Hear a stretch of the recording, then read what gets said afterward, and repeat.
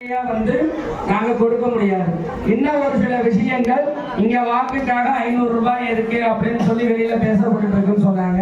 என்ன அப்படின்னா, தீராத நில பிரச்சனையும் குடும்ப பிரச்சனையும் மண் சார்ந்த பிரச்சனையும் மனம் சார்ந்த பிரச்சனை ஏதாவது இருந்தால் உள்ளே 5 நிமிஷம் கன்சல்ட் பண்ணா அதுக்கு ஒரு பரிகாரம் சொல்லுவேன். அதற்கு இங்க ஒரு மூலிகையை எதையோ ஒண்ணு நான் எழுதி கொடுத்து அது அம்பா கிட்ட இந்த முறை நீங்க வந்து போடணும் அப்படின்றதுக்காக சொல்லுவேன்.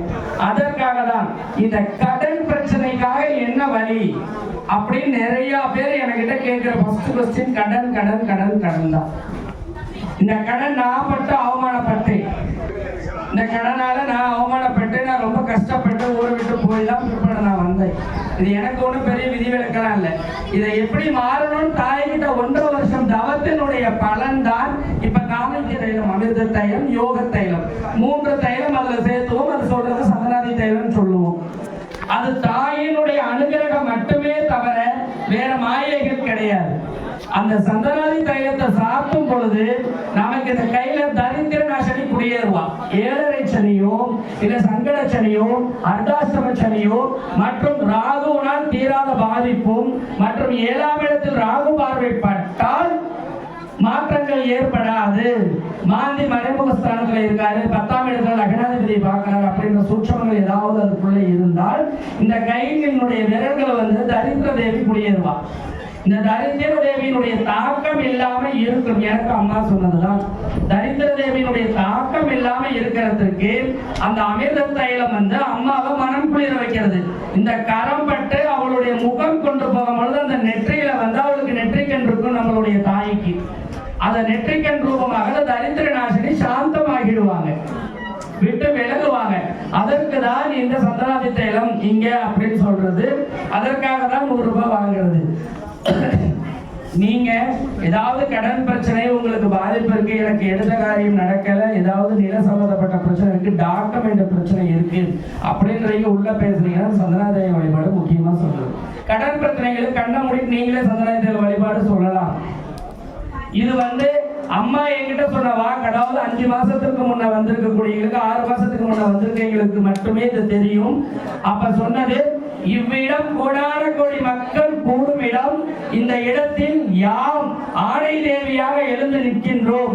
எனக்கான தச யோகங்களும் பெற்ற மகா சக்தியா இங்க பீடம் அமைப்பேன். இங்க சர்வ சக்திகளும் ஒன்று கூடும், அனைத்து தேவர்களும் இங்க கூடுவார்கள் அப்படின்னு சொன்ன ஒரே வாக்கின்படி இன்னைக்கு அனைத்து மாநிலத்தில இருந்து மாவட்டத்தில இருந்து இங்க வந்து பக்தர்கள் குவிஞ்சிட்டு தான் இருக்காங்க. இங்க குறை எப்படி தீருது அப்படின்ற ஒரே இது அம்மா சொன்ன ஒரே ஒரு வாக்கியம் தான். இரவு 12 மணிக்கு ஆராதனை என்னை காணுவோம், சர்வத்தையும் வசமாக்கி கொடுப்பேன், அவனுடைய சுய கர்ம பலனற்று போகும். 12 மணி முதல் 4 மணி வரைக்கும் இந்த மண்ணில் நிற்கும் பொழுது அவனுடைய சுய கர்ம பலனற்று போகும். கெட்ட கர்மா வேலை செய்யாமல் போகும் பொழுது அவளுடைய திருதீபத்தினுடைய வெளிச்சம் உனது முகத்தின் மீது படும் பொழுது நீ பலன் பெறுவாய் அப்படின்ற சாசனத்திற்கு இணங்கதான் இங்க 12 மணிக்கு ஆராதனை நடக்குது. ஏன் 12 மணிக்கு காலையில பண்றீங்க பகலெல்லாம் கிடையாதா? பகலெல்லாம் கிடையாதான்னு கேக்குறீங்க. கதவு போட்டுட்டால் பகல்ல நடையே திறக்க மாட்டோம். இரவு சாயந்தரம் 6 மணிக்கு நடை திறக்கப்படும், 6:01க்கு அபிஷேகம் நடக்கப்படும், 12 மணிக்கு சாந்தி கால பூஜை முடிஞ்சு நட க்ளோஸ் ஆயிடும். நான் பகல்ல இங்க பூஜை பண்ற மாதிரி இருந்தால் இங்க வந்து கட்டுக்கடங்காத கூட்டங்கள் எனக்கும் வருன்றது நல்லாவே தெரியும். எத்தனாயிரம் மக்கள் பகல்ல இங்க வந்து டிராவல்ஸ் வண்டி வச்சுட்டு வந்தீங்க என்ன தாயை அனுகிரகம் பண்ணிட்டு தான் போறாங்க.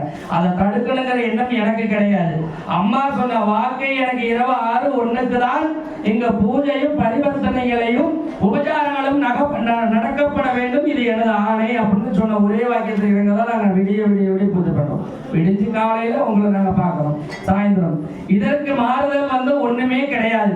எப்பேற்பட்ட விஷயத்திற்கும் தீர்வு இருக்கே இந்த கோவில்ல இருக்குமாயின் நீ 12 மணி ஆராதனையை கலந்துகிட்டால் மட்டுமே உனக்கு தீருமா தவிர பகல்ல நின்னோ என்கிட்ட போன் பேசியோ என்கிட்ட பேசுறதுனால ஒன்னும் அதெல்லாம் எதுவுமே ஆகாது. நீ எங்க சுத்தி வந்தாலும் உன்னை இங்க 12 மணிக்கு உட்கார வைக்கிறது தான் என்னுடைய வேலையே, அம்மா கொடுத்த வேலையே. நீ என்னதான் ஆஸ்வாசமா பேசினாலும் விசுவாசமா பேசினாலும் பகல்ல உனக்கு ஆராதனை இங்க கிடைக்காது. கிடைச்சால் பலன் இருக்குமா இருக்காதா? ரெண்டே வார்த்தை தான். பகல நாங்கள் கும்பிட்டு எங்களுக்கு நடந்திருக்குன்னு சொல்றீங்க இல்லையா, 100% நடக்க வேண்டிய வேலை அங்க 20% மட்டுமே நடந்திருக்கும். அதுதான் விஷயம். இங்க இரவு 12 மணி ஆராதனைங்கிறது மாதத்தில் ஒரு முறை யாரும் வேணாலும் கலந்துக்கிட்டு நம்மளால முடிஞ்ச தர்மங்களை செய்ய, சுயநலமற்ற தர்மம் செய்யும் பொழுது தாய் உடன் இருந்து காக்கப்படுவார். சுயநலமற்ற தர்மம் இருக்கணும். பொதுவான இடத்துல எங்கேயுமே அதுதான் சொல்றேன். நமக்கு செய்யப்படக்கூடிய தர்மம் தன்னை சாராதவனுக்கு செய்யப்படும் பொழுதுதான் இறைவன் புனிதமாகி உன்னுடைய கர்மா புனிதமாகும். 3 கிடாய் 4 கிடாய் வெட்டி சொந்தக்காரருக்கு போட்டுட்டு போகும்பொழுது கடவுள் வேண்டுதலை ஏற்றுக்கோனால ஏற்றுக்காது. நம்மளுடைய சுயநலத்திற்காக 10,000 ரூபாய் செலவு பண்ணி நம்ம இறைவனுக்கு பண்ணக்கூடிய உபச்சாரத்திற்கும் ஏற்றுக்காது. தாய் மனம் குளிர்வாளா? ஒரு மணம் பூ வாங்கும் பொழுது என் அம்மா வச்ச அழகு எப்படி இருக்குன்னு பார்க்கணும். அதில் இருக்க அம்மா ஒரே ஒரு ஸ்வீட் பால்கோவா 10 ரூபாய் தான் என்கிட்ட இருக்கு அப்படிங்கும் பொழுது அந்த 10 ரூபாய்க்கு பால்கோவா ஒரு சுத்தமாகவும் ஒரு பாசத்தோடையும் வாங்கிட்டு வரும்பொழுது முதல்ல பூ விழுவது அந்த பால்கோவா மேலதான் விழும். இங்க உபச்சாரத்துல அவன் சக்தி இருக்கும். நித்தமும் அவளுடைய ரூபம் இங்க தெரியும். இங்க யாராலையும் எதுவும் செய்ய முடியாத பெரிய மாந்திரிகத்துல நான் அகப்பட்டு இருக்கேன் எனக்கு தோணுது அப்படின்ட்டு என்கிட்ட வந்து கேட்டா இருக்கா இல்லைன்னு நான் சொல்லிடுவேன். ஃபர்ஸ்ட் உங்க மைண்ட்ல தோன்றது மாந்திரிகம் தான், செய்வன தான். அதற்கு அப்பா மட்டும் உங்களுக்கு யூகிக்கவே முடியல. கிரகத்தினால் நமக்கு பலன் இவ்வளவு மோசமா ஆகுன்றது உங்களுக்கு யாருக்குமே தெரியறதில்லை. முதல் பெரிய மந்திரவாதி யாருன்னா நவகோள்களும் தான், நவ கிரகங்கள் தான். அந்த மாயை வச்சு பல சூழ்ச்சிகள், அதாவது மாந்திரிகம் இல்லையானா இருக்கு, மாந்திரிகம் இல்லாம இல்ல, செய்வனைகள் இல்லாம இல்ல, இருக்கு. யாருக்கு இருக்கும் அப்படின்றதுனால ஒரு நியாயம் வேணும். பண்டி வச்சது உண்மையா இருந்தால் இருக்கும், இல்லாத பட்சத்திற்கு அதையே பெரிய ஒரு பொருட்டா எடுத்துக்கிட்டு இறை சக்தியை கீழவும் துஷ்ட சக்தியினுடைய எண்ணங்கள் நெகட்டிவ் வைப்ரேஷனை மேலவும் எடுத்துட்டு போறது கால சிறந்தது கிடையாது. இந்த மண்ணில் அமாவாசைக்கு நடக்கக்கூடிய மகா குருதி பூஜை அநியாயத்துக்கு தீர்த்தம் வாங்கி போறீங்க. 18 டப்பா என்ன இதுல திருப்பதி லட்டா இல்ல பழனி பஞ்சாமிரதமா 20 டப்பா கொடுக்கணும்னு ஒரு பையனை பிடிச்சி சண்டை போட்டிருக்காங்க. அப்படிலாம் இல்லை. ஒருவருக்கு ஒரு தீர்த்தம் தான் கொடுக்கணும்னு நானே சொல்லி வச்சிருக்கேன். ஒரு குடும்பம் தான் இங்க நீ நின்று இருக்க, 12 மணிக்கு தவம் செஞ்சிருக்க, தாயினுடைய அருள் பெற்றிருக்க. குருதின்றது சாதாரணம் கிடையாது. அம்மா 2 மணி நேரம் கோலத்தில் நிற்பா. என்ன கோலத்தில்? எழும்பேந்தி தவ கோலத்தில் ருத்ரரூபிணியாக காட்சி கொடுப்பார். 30 நாளையில 2 மணி நேரத்துல மட்டும் தன் விஸ்வரூப கோலத்துல மகா சத்ரு சங்காரியா எழுந்து நிற்பா. அந்த டைம்ல 2 மணி நேரத்துல அவன் மேல வீசப்படக்கூடிய குருதி கொப்பளித்து நம்ம மேல வீசப்படும் பொழுது சர்வ துஷ்ட சக்திகளும் நிக்ராஷ்டகம் சம்பனம் ஆயிடும். மாந்திரிகத்தால் பாதிக்கப்பட்ட நான் போனேன், எனக்கு அதை பண்ணாங்க இதை பண்ணாங்க, பூராமே இங்க கிடையாது. டப்பா கிடையாது, எந்திரம் கிடையாது, மூலிகை கிடையாது, பொட்டு கிடையாது, எதுவும் கிடையாது. இங்க உனக்கு மாந்திரிகத்தால் அகப்பட்டேன், எனக்கு காப்பாத்துங்க அப்படின்னு உனக்கு ஒரு வழி இருந்தால் நீ அமாவாசை 12 மணிக்கு நீங்க இங்க இருந்துதான் ஆகணும்.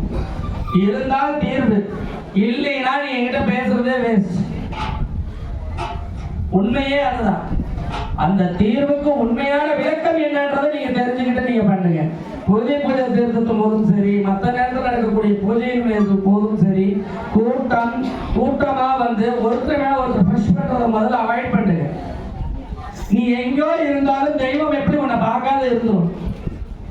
நீ தேடி வந்திருக்கீங்க, கை வச்சாதான் அனுகிரகமா? இல்லைன்னா அனுகிரகம் இல்லையா?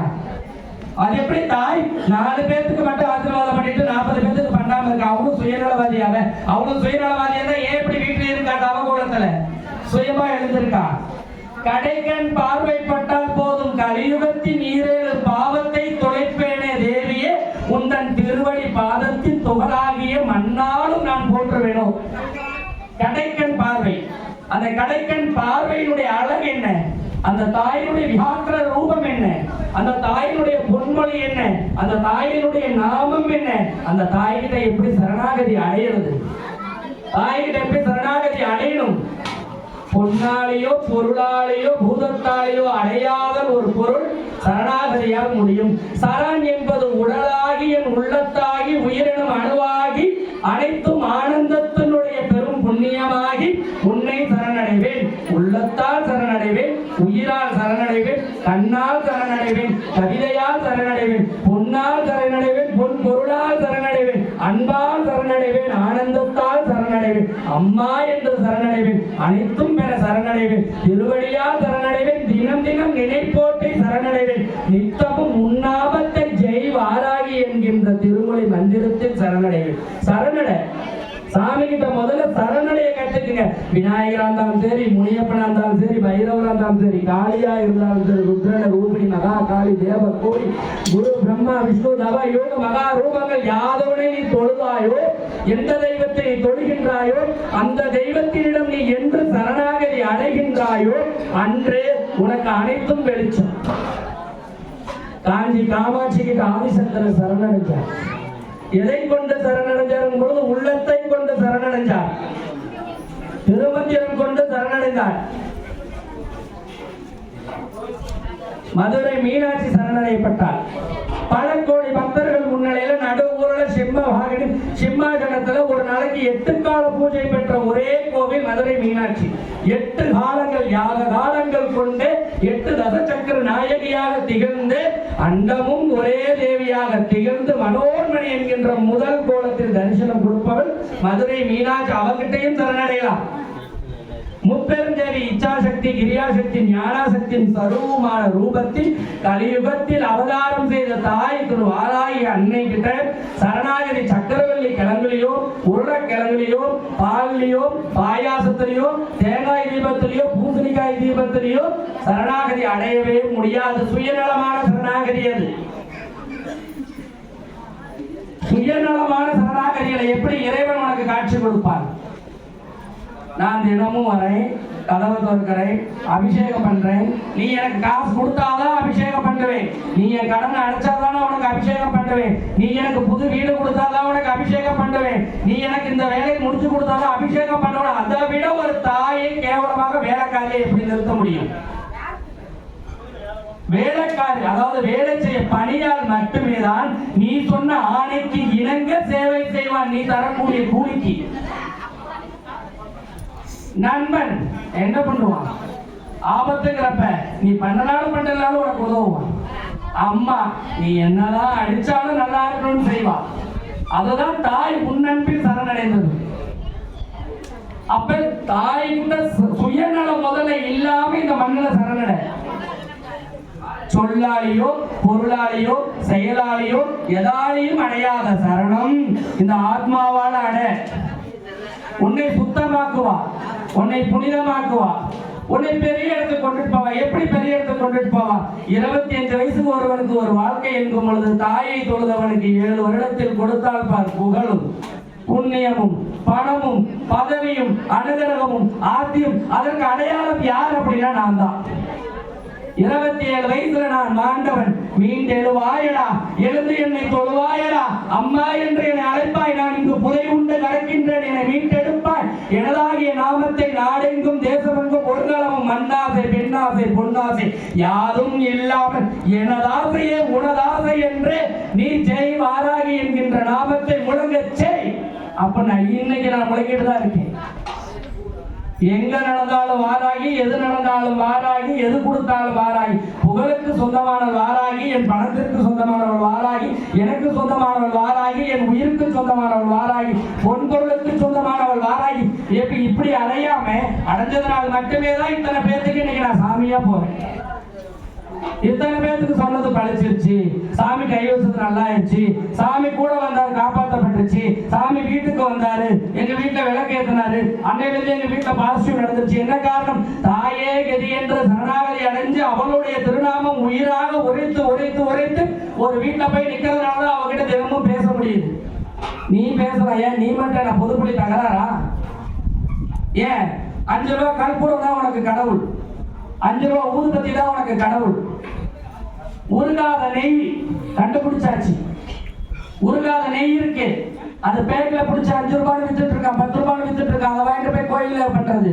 உன் வீட்டு குழந்தைக்கு தீப எண்ணெய் ஊத்தி சோறு ஊட்டுவியா? உன் வீட்டு குழந்தைக்கு தீப எண்ணெய் நல்லெண்ணு சொல்றியா? அந்த நல்லெண்ணெயில பருப்பு குழம்பு வச்சு ஊத்தி கொடுப்பியா? அப்ப இறைவனுடைய சாசனத்தில் முதல் வரும்பொழுதே போய் முதலிலே கலப்படம். கருவில் கலப்படம் இல்ல, உள்ளத்துல கலப்படம் இல்ல, நீ வாங்கும் பொருள்கள கலப்படம் இருக்கு. ஒரு தாய் மேல உனக்கு மரியாதையே இல்லை. ஏனென்றால் சாமி உன்னை கேட்காது. எப்ப கேட்கும் அப்படின்னா கஷ்டம்னு நீ பிடிக்கிற பார்த்தியா யாரா இருக்காலையோ அன்னைக்கெல்லாம் எவனும் கொடுக்காதப்ப கடைசி கால் கடவுளுடைய கால் அப்படின்னு வர இல்லையா, அன்னைக்கு அப்பா உனக்கு செக்கு. எங்க சுத்தி எங்க வந்தாலும் களத்திற்கு நாம வந்தே ஆகணும். ஒரு கோவில்ல கொண்டு போகக்கூடிய பொருள் புனிதமா இருக்கணும். மிகப்பெரிய தத்துவம். 10,000 ரூபாய் கடன் கொடுக்கக்கூடிய நண்பனே உனக்கு கடவுளாக தெரியும் பொழுது அந்த நண்பனை கொடுத்த கடவுளுக்கு எவ்வளவு பெரிய மரியாதை கொடுக்கணும். முப்பெரும் தலைமுறைகளை கடந்த மூதாதையர்களை வளர்த்த பெரும் தாயான தெய்வங்களுக்கு எவ்வளவு தூய்மையான பொருளை கொடுக்கணும். சாமிக்கு தான் பரவாயில்ல கொடு, அந்த வார்த்தையை நான் காதல் நிறைய பேர்கிட்ட கேட்டிருக்கேன். சாமிக்கு தான் பரவாயில்ல கொடுங்க. ஐயோ 100 ரூபாயா? ஏன் என்ன ஆயிட்ட? கொட்லியா நீ வேற எங்கேயும் ஒரு கிடா வெட்டி சோறு போடுற. ஒரு காலத்துல உனக்கு சோறு எல்லாம் பண்ணினப்ப எந்த சொந்தக்கார உனக்கு வந்து காப்பாத்தினான்? என்னையே எல்லாத்துக்கும் அதேதான். யார் காப்பாத்தினா? அன்னைக்கு விழுவரிய போய் ஊர்ல இருக்கிற சாமி கிட்ட அதே ஒரு 7,000 ஒரு 500 ரூபாய் ஒரு கோவில் திருப்பணி நடக்குதுன்னா அதை கொடுக்கறதுக்கு எத்தனை பேச்சு வந்துட்டானுங்க பங்காளிங்க. இவனுங்களுக்கு இதே வேலை. இவனுக்கு கோயில் கட்டுறதுக்கு நாம ரோல் பண்ண வேண்டியதா இருக்கு. அந்த வார்த்தை அதுமா உண்ணாக்கப்பட்ட குலதெய்வத்தினுடைய குடி இருளடைஞ்சு கிடக்குது. அதை மேல எடுக்கும் பொழுது குலதெய்வத்துக்கு கொடுக்கறதுக்கு ஆதாரம் நான் கேட்டிருக்கேன். இவனுங்களுக்கு இதே வேலை. பொருள் சம்பாதிக்கிறான், பணம் சம்பாதிக்கிறான், அதை சம்பாதிக்கிறான், இதை சம்பாதிக்கிறான். சாமி வச்சு வியாபாரம் என்னத்துக்கு வியாபாரம் பண்ணணும்? எதுக்கு வியாபாரம் பண்ண வைக்கிறேன்? வியாபாரம் நீ தான் பண்ண வைக்கிற. கோவில நீ முதல்ல போய் கேட்கறது என்ன? காப்பாத்து. நான் கேட்கிறேன், கையில என்ன வச்சிருக்க? ஏதோ ஒன்று பண்ணி கொடு. ஏதோ ஒன்று கொடுத்தா தான் நீ கோயிலுக்கு காசே கொடுக்குற. எதையோ உன் கண்ணல காமிச்சோம்னாதான் நீ எங்களுக்கு காமிக்கிற. என்னத்துக்கு இந்த போலி? என்னத்துக்கு இந்த பெண்களாட்டம்? நீ உண்மையா வந்து சரணாகதி அடைஞ்சு இங்க நடக்கக்கூடிய பணியில உண்மை அர்ப்பணி. இறைவனுடைய தொண்டு நிலையில ஒன்னு அர்ப்பணி. ஒரு ஜென்மம் எடுத்தாய், ஒரே ஒரு ஜென்மம் தான் எடுத்துள்ளாய். இதை யாருக்காக பயன்படுத்துவேன் என்பது எண்ணமில்லை, யாருக்காக நீ பயன்படுத்த போகிறாய் என்கின்ற பரீட்சையே உனக்கு பெரிய பதவி. யாருக்காக பயன்படுத்தணும்? உன்னுடைய வயதை எல்லாமே அடுத்தவரை சார்ந்து பயன்படுத்தக்கூடிய காலநிலையை கடந்து இறைவனுக்கு ஒரு நாளைக்கு 2 நிமிடம் ஒன்னால் ஒதுக்க முடியல. I am very busy, I am so busy. Time இல்ல, nothing ever. I am beautiful. I am beautiful. அதற்கு I am busy, I am busy. எனக்கு வர டைம் இல்ல. போன்ல வாக்கு சொல்லு, போன்ல பரிகாரம் சொல்லு. போன்ல கந்து வட்டியா பண்ணிட்டு இருக்கிற போன்ல பரிகாரம் சொல்றதுக்கு போன்ல என்னத்த பரிகாரம் சொல்லுவாங்க? தெய்வத்திற்கு கொடுக்கிற மரியாதை அதுதானா? நீ என்னையே பார்க்காத 60 வருஷம் கழிச்சு யாரை பார்ப்ப? 60 வருடம் கழித்து காஞ்சி காமக்கோடி பீடத்தில் ஆதிசங்கரனுடைய ரூபத்திற்கு இன்னும் முழுமையான பூஜை இல்லாம இருக்கு. ஆனா காமாட்சி அவர் வைத்த காமாட்சிக்கு இன்றும் பூஜை நடக்கப்பட்டு இருக்கு. சென்மவாகனே உட்கார்ந்துட்டு இருக்கா, அழகா உட்கார்ந்துட்டு போய் பாத்தீங்கன்னா தெரியுமா, ஆதிசங்கரனுடைய ஜீவன் அந்த பக்கம் ஓரமா நிற்கும். உருவாக்கினவன் யாராக இருந்தாலும் உருவாக்க சொல்வது இறைவன் ஒருவனே. அதனாலதான் காமாட்சி புகழழியாம இருக்கு. ஆதிசங்கரர் புகழ் இருந்தாலும் பேசப்படாமல் இருக்கு. குருநிலை என்பது உன் உள்ள தூய்மையாக குருவை நாட வேண்டும். குருனா என்னன்னு முதல்ல தெரிஞ்சுக்கணும். குருவுக்கு என்ன பணிவிட செய்யணும்ன்றதை தெரிஞ்சுக்கணும். குருவை எப்படி பாவிக்கணும். அப்படியே முன்னால் இருக்கும்போது சாமி பிறந்த போனதும் கேட்க நீயும் உனக்கும் தெரியாது எனக்கும் தெரியாது. இடைவெளியில் ஒரு ஜீவன் இருக்கான். காற்று, நீர், நிலம், நெருப்பு, மண், மாயை அனைத்தும் உனக்கும் எனக்கும் ஆக்கப்பட்ட இடைவெளியில் இருக்கான். அப்போது சொல்லும், நீ குருசாபம் பெற்றவனடா, நீ அடுத்த ஜென்மத்தில் மீண்டும் பிறப்பாய், குறையாக பிறப்பாய். குரு சாபன்றது சாதாரண கிடையாது. உன்னை யார் பிடிக்குதோ அவனை நீ குருவா ஏத்துக்கிற. அந்த குருவே மரியாதையை நடத்தினாலும் நடத்தலினாலும் அவனை வஞ்சிக்க கூடாது. அவனை தேவையில்லாத மனம் கோடக்கூடாது. நீ சொல்ற நான் பேசுறது அவருக்கு தெரியாது, எனக்கு தெரியாது. எனதாகப்பட்ட ரூபம் என் தாய்க்கு தெரியுமில்ல. நீ என்ன பேசினாலும் உன் மனசுக்கு தெரியுமில்ல. நீ என்ன நடந்துக்கிட்டாலும் உன் மனசுக்கு தெரியுமில்ல. குரு மரியாதை என்பது பெரிய விஷயம். காலில் விழுவது குரு மரியாதை கிடையாது. குருவின் வழி பின்தொடர்வது.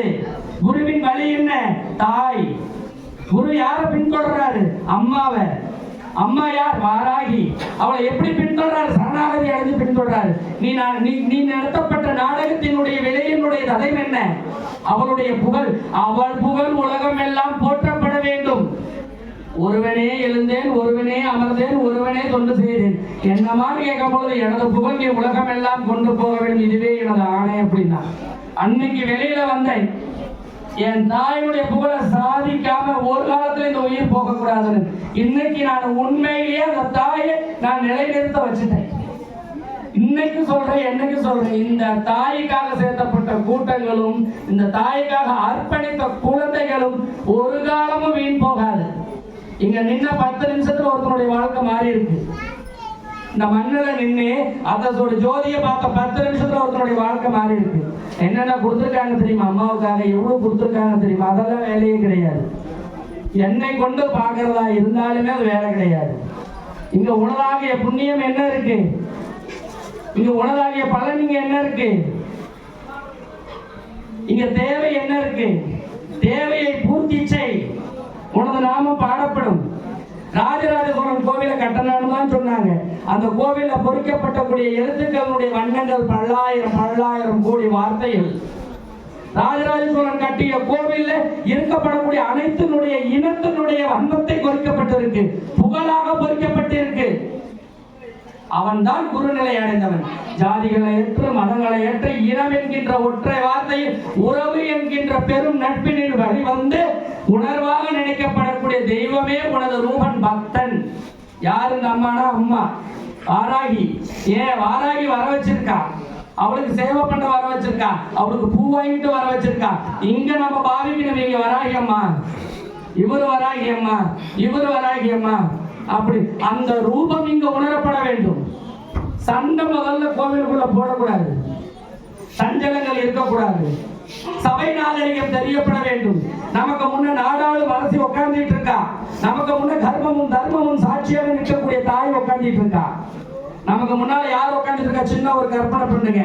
உலகத்தை 10,000 ஆண்டுகள் கடந்து வந்த கடலும் மண்ணும் பிறக்கா காலத்தில் மாயை பிறந்து காற்று வளர்ந்து வந்த கலியுகத்தில் முதலாக தோன்றப்பட்ட இறை என்கின்ற ஓங்கார சப்தத்தில் உருவான நாதத்தில் முதலாக தோன்றப்பட்ட ஆதிசங்கர ரூபிணி ஒருத்தி உட்கார்ந்துட்டு இருக்கா. இதற்கு உதாரணம் காசியிலே பாதாளத்தில் தன்னை கொண்டால். வாராகினா யாருன்னு நினைச்சிட்டு இருக்கீங்க? கிழங்கு திங்கிறவன் நினைச்சிட்டு இருக்கீங்களா? வாராகில உருளைக்கிழங்கு திங்கிறவன் நினைச்சிட்டு இருக்கீங்களா? வாராகி கும்பிட்டா நம்ம எதிர்ப்பு செத்துருவோம் நினைச்சிட்டு இருக்கிறீங்களா? அதல்ல. வாராகி உருளைக்கிழங்கு ஆனவல்ல, வாராகி மஞ்சள் தண்ணி குடிக்கிறவல்ல, வாராகி பாயாசம் குடிக்கிறவல்ல, வாராகி கர்மத்தினுடைய அதர்ம குணத்தை அளிக்கக்கூடியவன். உனக்குள்ள ஒரு கெட்டவன் இருக்கா, எனக்குள்ள ஒருத்தன் இருக்கா, அவன் அசுரன். அடுத்தவனை கெடுக்கணும். அவன் நல்லா இருக்க, நம்மளால நல்லா இருக்க, நல்லா இல்லாம முடியலையே அப்படின்றது அசுர குணம். அதிக லாப நோக்கம் அசுர குணம், அதிக கொடுமை அசுர குணம், அடுத்தவன் சொத்து அசுர குணம். இவன் யார்? அசுரன். அவனை அழிக்க அவதாரம் எடுத்தவன் தான் வாராகி. இன்னொன்று, நம்மளுடைய புண்ணிய கர்மா வளர ஆரம்பிச்சிடும். நம்ம ஒரு தவறுகளை திருத்த நம்மளுடைய புண்ணிய கர்மாக்கள் வளர ஆரம்பிக்கும். அசுரன் என்பவன் யார்? எதிரி என்பவன் யார்? சத்ரு என்பவன் யார் என்றால் நீயே. உனக்கு நீயே தான் சத்ரு. ஏனால் நன்மையும் தீமையும் பிறர் தர வாரார். தர முடியாது. நன்மையும் தீமையும் பிறர் தரவே முடியாது. கடந்து போகக்கூடியவன் காண கண்கோடி நிறைய நட்புகள் தொடர்பட்டாலும் ஒரு சில காலத்தில் 1வது படிச்சவன் பிற்பாடு நம்மளால பார்க்க முடியல. ஒன்றாய் படித்து, ஒன்றாய் எழுந்து, ஒன்றாய் நடந்து, ஒன்றாய் ஆடி, ஒன்றாய் பாடி உருகிய உயிர் ஒரு காலத்தில் ஓடி ஓடி போய்விட்டது. போயிடுச்சு. எங்கேயும் நண்பா போயிட்டேன், விட்டுட்டு போயிட்டேன். 2 நாள் தண்ணி அடிச்சுட்டு கவலையை மறந்தாச்சு. அதற்கு மேல் அசுரன் மீண்டும் எழுகின்றான். அசுரன் அவனாக மீண்டும் பிறக்கின்றான். ஒரு இரவில் உறங்கும் பொழுது தெய்வமாக உறங்கி எழும் பொழுது அசுரனாக எழுகின்றான். இன்னைக்கு எத்தனை பேர் தலையில மிளகாய் அரைக்கணும்?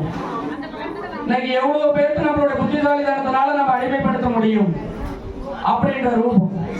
எல்லாம் மாற்றணும். எல்லாம் மாற்றக்கூடிய புத்தி உலகத்தை திருத்தவே முடியாது.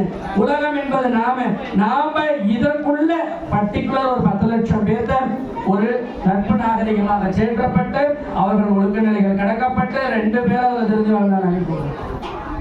இல்லத்தில் ஏற்படக்கூடிய துஷ்ட சக்திக்கு வழி என்ன?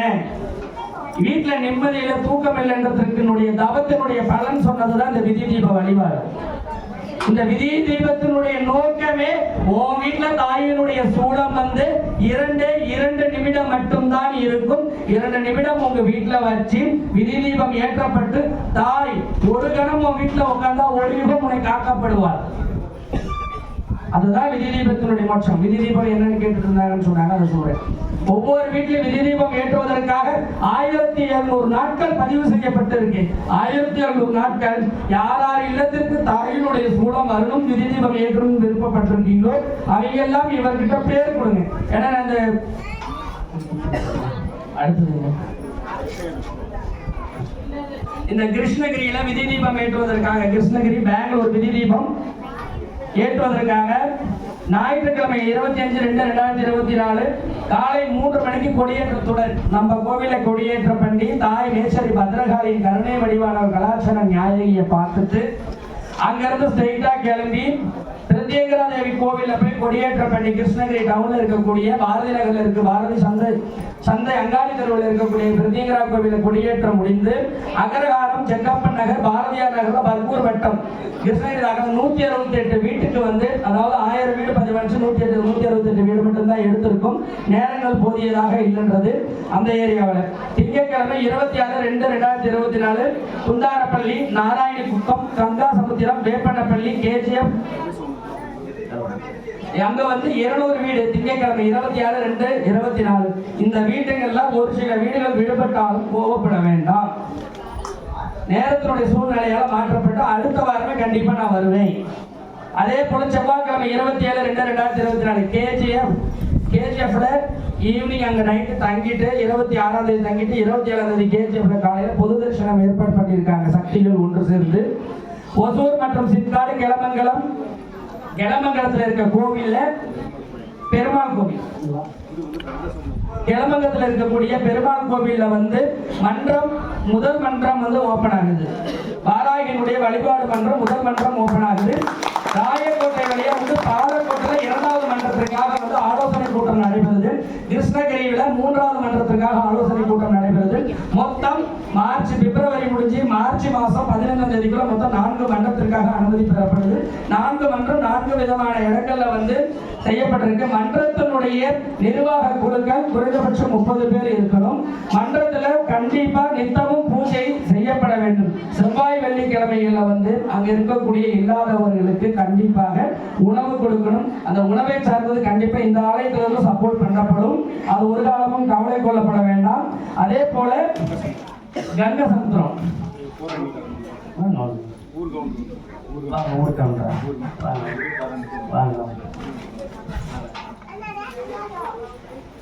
கங்கை சமுத்திர கிராமம் கிருஷ்ணகிரி மாவட்டம் வேப்பனப்பள்ளி ஒன்றியத்தில் PK பெத்தனப்பள்ளி ஊராட்சி கங்கை சமுத்திர கிராமத்துல ஸ்ரீ கங்கம்மா திருக்கோவில்ல மகா கும்பாபிஷேக விழாவிற்கு நம்மள கோவில் சார்பா வந்து நம்ம கோவில் இருக்கக்கூடிய பக்தர்கள் எல்லாத்தையும் அழைச்சிருக்காங்க. கண்டிப்பா அதுல எல்லாமே கலந்துக்கணும். நம்ம கூட இருக்கக்கூடிய பசங்கள் எல்லாமே கலந்துக்கணும். அன்றைய காலத்தில் 21ஆம் தேதி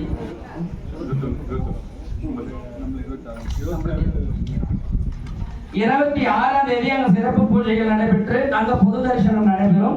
26ஆம் தேதி அங்க கங்கை சமுத்திரத்துல வந்து பார்க்கன்றீங்க கண்டிப்பா பார்க்கலாம். இந்த கோவில்ல இங்க வளர்பிற பஞ்சமி தேய்பிற பஞ்சமி அமாவாசை பௌர்ணமி 4 நாட்கள் வாக்கு உண்டு. பிரசன்ன வாக்கு உண்டு.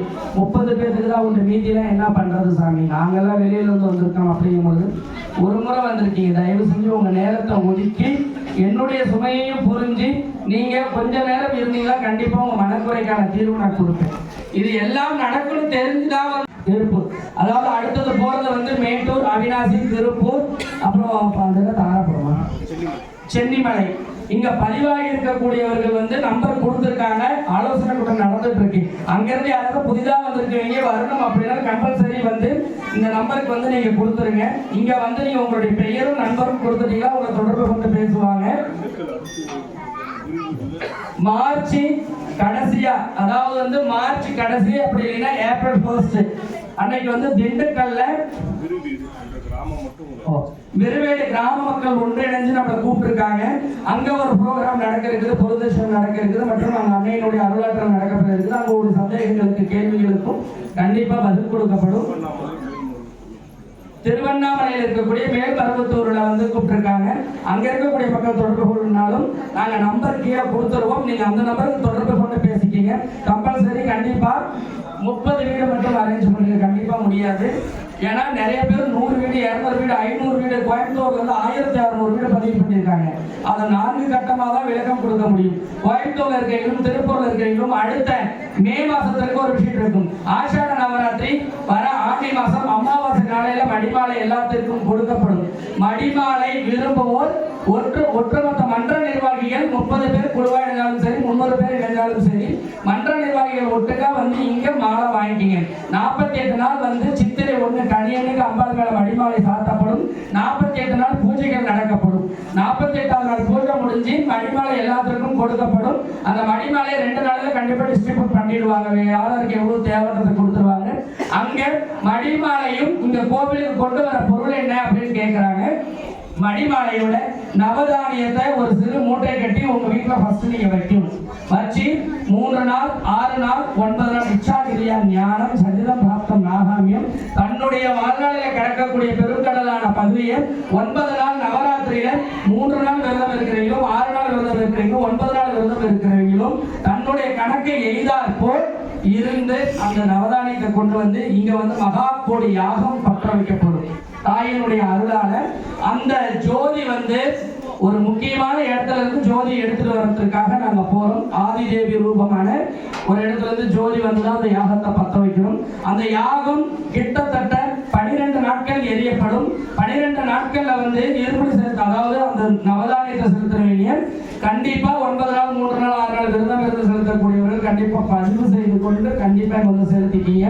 கண்டிப்பா இப்ப பதிவாயிருக்கிறதே 60,000 பேருக்கு மேல பதிவாயிருக்காங்க மடிமாலைக்காக. இன்னும் இருக்கப்படக்கூடியவங்க தன் சகோதர சகோதரிகள் எல்லாருமே வந்து தயவு செஞ்சு முன்கூட்டியே, இது வியாபாரமா எதுவும் கிடையாது, இஷ்டப்பட்டா பண்ணிக்கிங்க. தாய்க்கு 9 நாளைக்கு தசரத சக்கரநாதம் நடக்கும். 9 நாள்ல 3 வேளைகள் பூஜைகள் நடக்கும். 3 வேளையில அம்மா 3 விதமான கோலங்கள் அருள் பாலிப்பாங்க. இரவு 12 மணிக்கு மகா கோலத்துல வீட்டில் இருப்பாங்க. 9வது நாள் கடைசியா அம்மாவுக்கு சீர் கொண்டு வரப்படும். கிட்டத்தட்ட 700 தட்டு சீர் கொண்டு வரும். 6 மாவட்டங்கள் ஒன்றாக சேர்ந்து போன முறையே நாங்கள் வந்து 400 சீர் தட்டு கொண்டுட்டு வந்து ஏற்பாடு பண்ணணும். 9வது நாள் கடைசியா மதியம் வந்து இங்க கண்டிப்பா சீர் ஏற்பாடு பண்ணிடுவோம். 5வது நாள் பஞ்சமி அன்னைக்கு அம்மாவுக்கு இங்க திவ்ய தரிசன புண்ணியப்படி மகா புஷ்பா அர்ச்சனை இங்க நடக்கும்.